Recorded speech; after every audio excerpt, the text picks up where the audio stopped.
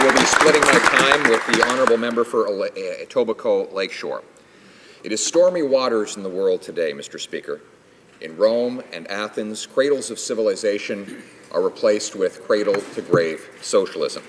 Across Europe and the United States, millions go without work. Those who do work face a lifetime of crippling taxation to pay for the entitlements of their countrymen and the debts of their governments. Canada, by contrast, is strong. To stay that way, we must never repeat the mistakes of Europe and the United States, and we must instead focus on what Canada has already done right. So what went wrong in the United States? Many believe that the 2008 financial collapse and recession were the result of irresponsible behavior by business and banks. In fact, this behavior was merely the symptom. The illness was massive government intervention to turn the mortgage business into a social program. The roots of this go back 3 decades. Presidents from Carter to Bush Jr. wanted to expand home ownership, a worthy mission, no doubt. To do this, they mandated government-sponsored enterprises like Freddie Mac and Fannie Mae to cover the risks of loans to people who would otherwise not qualify for them. We call these subprime mortgages. According to a 2010 World Bank report, Freddie and Fannie, both government-sponsored enterprises, bought an estimated 47% of these toxic mortgages. Harvard financial historian Niall Ferguson estimates that between 1980 and 2007, the amount of government-backed mortgages increased from $200 million to $4 trillion. Furthermore, the American government not only encouraged but forced banks to provide these loans. To quote the World Bank report, in the mid-1990s, the government changed the way the Community Reinvestment Act was enforced and effectively compelled banks to initiate risky mortgages. Once Americans are in debt, the U.S. government encourages them to stay there by allowing them to write off their mortgage interest. The bigger your mortgage debt, the lower your taxes. In sum, the government encouraged millions of Americans to spend money they did not have on homes they could not afford, using money loans they could never repay, and then gave them a tax incentive never to repay it.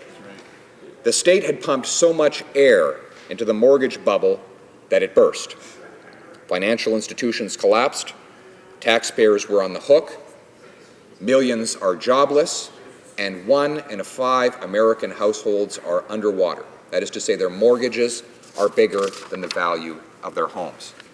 To make matters worse, these same American households have trillions of dollars in debt of which they are likely not even aware. Government debt. The U.S. government debt is now bigger than the entire American economy.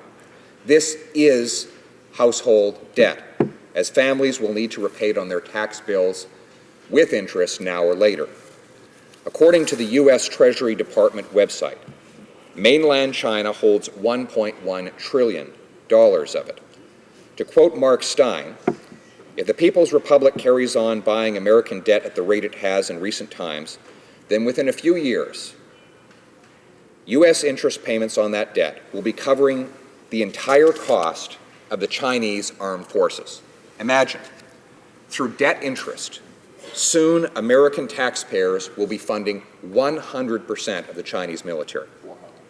Stein points out, according to the Congressional Budget Office, by 2020, the United States government will be spending more annually on debt interest than the total combined military budgets of China, Britain, France, Russia, Japan, Germany, Saudi Arabia, India, Italy, South Korea, Brazil, Canada, Australia, Spain, Turkey, and Israel.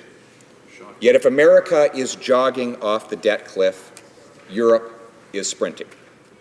The European welfare state borrows and taxes to give people stuff they haven't earned.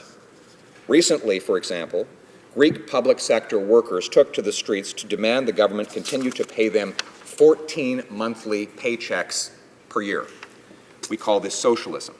Margaret Thatcher pointed out that the problem with socialism is that eventually you run out of other people's money. We call that a sovereign debt crisis. Standard & Poor's has now downgraded French and Austrian government debt and further reduced the ratings of 7 other countries in the euro currency bloc. Portuguese and Greek debts have now been downgraded to junk status by all ratings agencies. To avoid bankruptcy, the Greek government needs to borrow more. Because no one will lend their own money to that country, the European Central Bank must step up and lend 150 billion euro of other people's money. Thank goodness the EU has a bailout fund to prevent government defaults. Too bad Standard & Poor's has downgraded that bailout fund. So soon, the bailout fund will need a bailout. I describe this humiliating American and European experiment with the welfare state because it is precisely the same experiment that the opposition and its union bosses wish to impose on Canada. That's right. That's right. We know where it leads. Through government spending, the indulgence of one is the burden of another.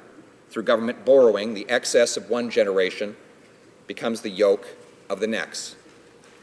Through international bailout, one nation's extravagance becomes another's debt. Everyone takes, nobody makes, work doesn't pay, and indulgence doesn't cost, money is free, and money is worthless. This system punishes work, rewards sloth, taxes the makers to pay off the takers, and, quoting Thomas Jefferson, steals from the mouth of labor the bread it has earned. To paraphrase Rudyard Kipling, in the era of generous government, we were promised abundance for all. By robbing selected Peter to pay for collective Paul. But though we had plenty of money, there was nothing our money could buy. And reality stood up to tell us, if you don't work, you will die. Amazingly, the opposition ignores this timeless truth. They see the Europeans and Americans running off the debt cliff and say, let's hurry and catch up. No, thank you, Mr. Speaker. I choose the Canadian way. That's right. Canada is one of the greatest success stories of human history precisely because our leaders were practical and smart. From the beginning, they understood the basic rules of success. Work hard, pay your bills, spend only what you have, and let free people do the rest. When Prime Minister Laurier declared that the 20th century would belong to our country, he said, and I quote, "Canada shall be the star towards which all men who love progress and freedom shall come." More freedom meant less government. From 1900 to 1910, federal, provincial, and municipal government spending was a combined 9% of Canada's GDP. Today, it is 39%. Low-cost government meant a low-tax nation. To quote the authors of the Canadian Century, Crowley, Clemens, and Veilhouse, Laurier believed that the cost of government, and especially the tax burden, needed always to be kept below the level in the United States so as to create a powerful competitive advantage for Canada. Then, as now, Canada's low-tax plan worked. Quote, "In the first 20 years of the 20th century, our population grew by an unprecedented 2/3. The wheat yields in the prairies by 500%, and exports more than doubled." Mr. Speaker, today we have an economic action plan based on our history. It tears down the walls of paperwork and protectionism so that businesses and workers can reach the cornucopia of natural resources, and so we can reach foreign markets to create jobs, so that our entrepreneurs can build a mountain of success rather than drowning in a sea of paper. It welcomes skilled immigrants in and punts fraudulent ones out. Mr. Speaker, we are in rough seas in the world today, yet we have a solid captain and the bright star of our ancestors to guide him through stormy waters. Thank you.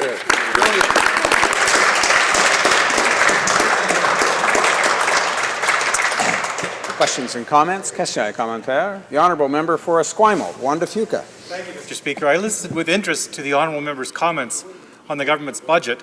And note that most of the sources you're citing, of course, were from the 19th century, and his very ideological approach to economic problems. And it makes me wonder, even though I don't share that ideology, it makes me wonder if he doesn't have a problem with his own government's record, since he sat in a caucus where the Conservatives have boosted spending to all-time highs while cutting taxes on corporations and thus borrowing more money. So given the things he's just had to say, it makes me wonder how he could be supporting his own government's program and his own government's economic record, which has resulted in much higher debt and higher unemployment at the same time. The Honourable Parliamentary Secretary. I'll tell you how, Mr. Speaker. By the end of the next 4 years, federal government spending will be 12% of GDP. That is a low over the last 4 decades. Hear, hear. This government has the smallest deficit in the G8 and the smallest debt as a percentage of our economy.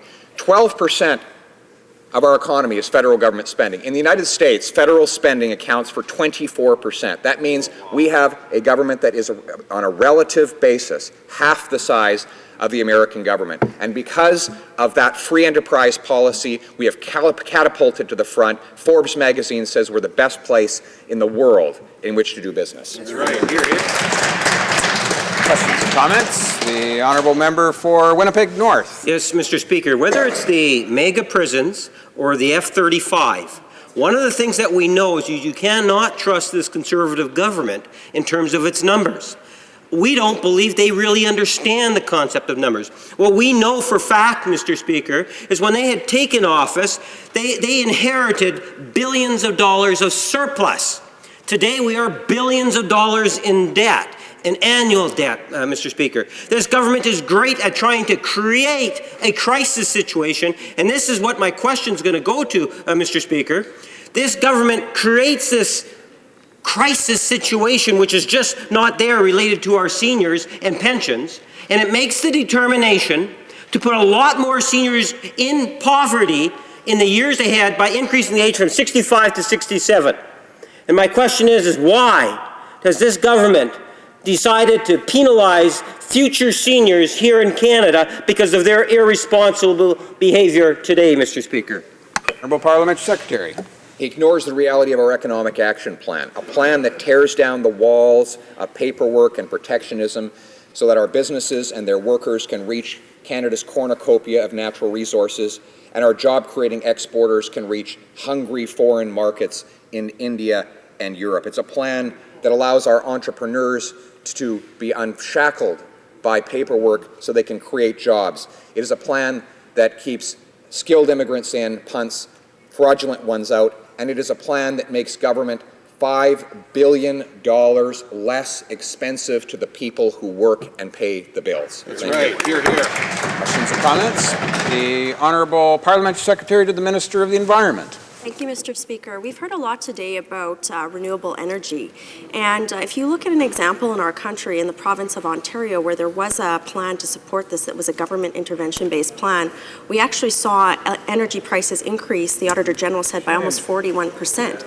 Then in turn, this input cost change increase affects the manufacturing sector. We're actually seeing job losses because of government intervention in this area. Our opposition colleagues today have been talking about the need for government to support renewable energy resources. We've been supporting in our budget innovation and R&D. Perhaps my colleague could speak to the House about how best government can support natural resource development through a market-based approach. Honourable Parliamentary Secretary. Well, the honourable member is quite right. The McGuinty government's green energy program has been an unqualified, unmitigated disaster. And so says the Ontario Auditor General. It has caused energy prices to skyrocket in the province. It has wasted tens of billions of dollars, paying 2,000% markups on the price per kilowatt hour, which has killed jobs for manufacturers. And according to the Auditor General of Ontario, all of this money has been spent in order to ensure that wind and solar account for only 1.5% of the electrical energy mix in the province. In other words, it has had no impact on the environment whatsoever. The best way to proceed is by allowing the marketplace, our entrepreneurs, our investors, and our brilliant workers across this country to compete to provide the most reliable, cleanest sources of electricity at the lowest price to consumers. Thank you. Here, here. Resuming